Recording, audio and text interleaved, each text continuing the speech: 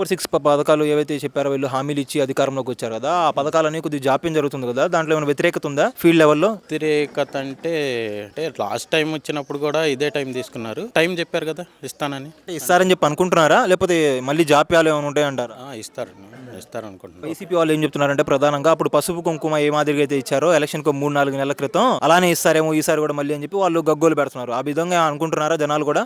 ఆ, అదేం లేదు, వస్తాయి. వాళ్ళు ఇచ్చినట్లో ఆల్రెడీ 3 సిలిండర్లు ఇచ్చేశారు. పడుతున్నాయా మీకు డబ్బులు? పన్ని 3 సిలిండర్లు ఇచ్చేశారు. ఇంకోటి పెన్షన్లు పెంచారు. రేపు తల్లికి వందనం అని జూన్ 12 లోపు ఇస్తామని చెప్తున్నారు. తెరిచేలోపు ఇస్తామన్నారు.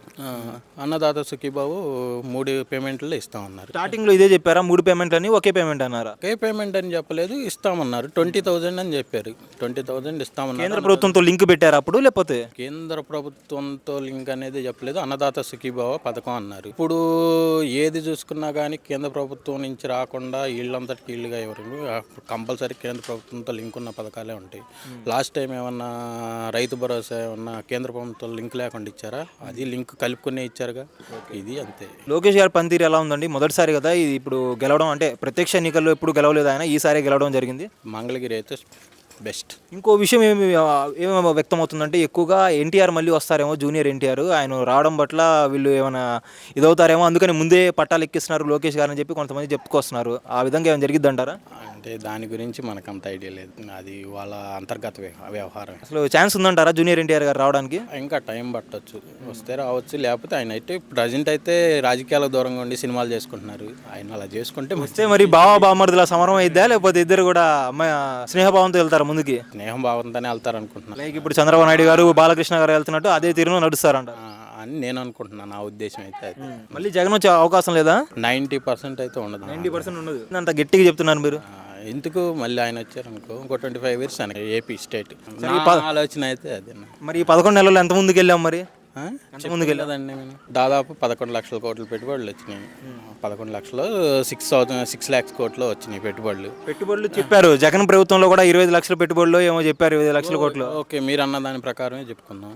వైజాగ్లో టీసీఎస్ ఆల్రెడీ నెక్స్ట్ ఇయర్కి వర్కింగ్లోకి వచ్చేసిద్ది. రీసెంట్గా మన విజయవాడ దగ్గరలోనే అశోక్ లైలాండ్ అవుతుంది. మంచి మంచి ప్రాజెక్టులు కూడా మన తడా దగ్గర కొన్ని ఈ 11 నెలల్లోనే కొన్ని ఓపెన్ అయినాయి. ఇంకా అవుతాయి. అంటే గవర్నమెంట్ని బట్టే వాళ్ళు వస్తారు, కంపెనీస్ కూడా వస్తూ ఉంటాయి. పాజిటివ్గా ఉంటే గవర్నమెంట్ పాజిటివ్గా ఉంటే పారిశ్రామికవేత్తలు కూడా పాజిటివ్గా వస్తారు, రెస్పాండ్ అవుతారు. మనం ఎప్పుడు ఏ కాడికి కొలిసివేసే వ్యవహారంలో ఉంటే వాళ్ళు రారు. రేషన్ బండ్లు అనేది వచ్చే నెల నుంచి తీసేద్దామని చెప్పి అనుకుంటున్నారంట. తీసేద్దామని చెప్పేశారు కూడా. మరి రేషన్ బండ్లు ఉండాలా, లేకపోతే అక్కడికి వెళ్ళి తెచ్చుకోవడం మంచిది అంటారా? అక్కడికి వెళ్ళి తెచ్చుకోవడమే మంచిది. కొంతమంది ఉంటారు కదా వెళ్ళలేని వాళ్ళు, వాళ్ళ గురించి ఏంటి మరి? ఇప్పుడు నాకు తెలియక అడుగుతాను, రేషన్ బండ్లు అనేది వాళ్ళు పెట్టిన ఉద్దేశం ఏంటి? జగన్మోహన్ రెడ్డి గారు పెట్టిన ఉద్దేశం ఏంటి? ఇంటింటికి రేషన్ అన్నారు. ఇంటింటికి రేషన్ ఇచ్చారా? బజార్లో పెట్టి ఇచ్చారు. ఒక బజార్లో పక్కన పెడతారు. వాళ్ళు వెళ్ళి కూడా బజార్లో లైన్లో నిలబడాలి. లైన్లో నిలబడి తెచ్చుకోవటమే.